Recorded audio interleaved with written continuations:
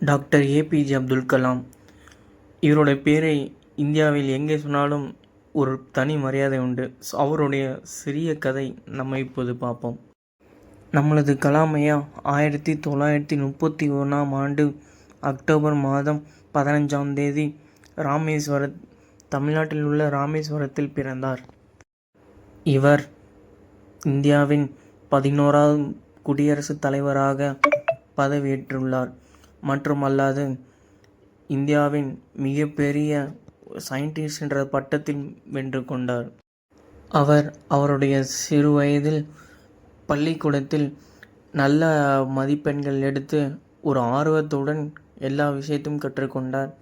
மட்டுமல்லாது பள்ளி முடிந்தவுடன் தன் தந்தையோட கஷ்டத்தை அறிந்து நியூஸ் பேப்பர் விநியோகத்தில் இறங்கினார். 18 ஜூன் 2002 அன்று வாஜ்பாய் அவருடைய மூத்த தலைவர்களுடன் பாராளுமன்றம் தேர்தலில் வாக்குப்பதிவு செய்தார். ஜூன் 15ஆம் தேதி அவருடைய குடியரசுத் தலைவர் பதவியை பெற்றார். மற்றும் அல்லாது மக்களால் அன்பால் அழைக்கப்பட்டார் குடியரசுத் தலைவர் ஏபிஜே அப்துல் கலாம் என்று. அது மட்டும் அல்லாமல் மக்களால் ஆசையாய் அழைக்கப்பட்டார் ஏபிஜே அப்துல் கலாம் விஞ்ஞானி என்பது. This video sponsored by பைமார்ட் மொபைல் ஆப். விஞ்ஞானியின் விருதை பெற்று மிகப்பெரிய அந்தஸ்தை உருவாக்கினார்.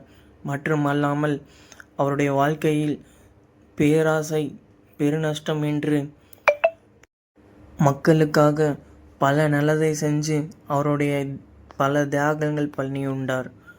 மக்களின் ஆசையால் அவருடையது விருதுகள் பத்மபூஷா விருதுகள் பெற்றுக்கொண்டார்.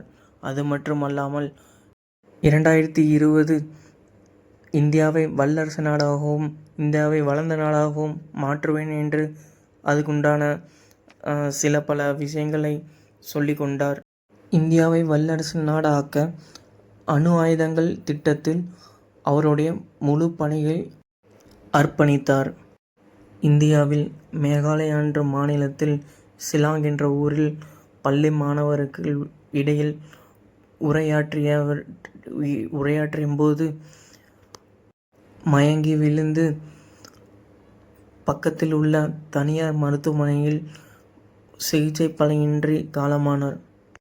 அவருடைய சொந்த இடமான ராமேஸ்வரத்தில் முழு இராணுவ மரியாதையுடன் 2015 ஜூலை மாதம் 30ஆம் தேதி அவருடைய நல்லடக்கம் நிகழ்வு சிறப்பாக நடந்தது.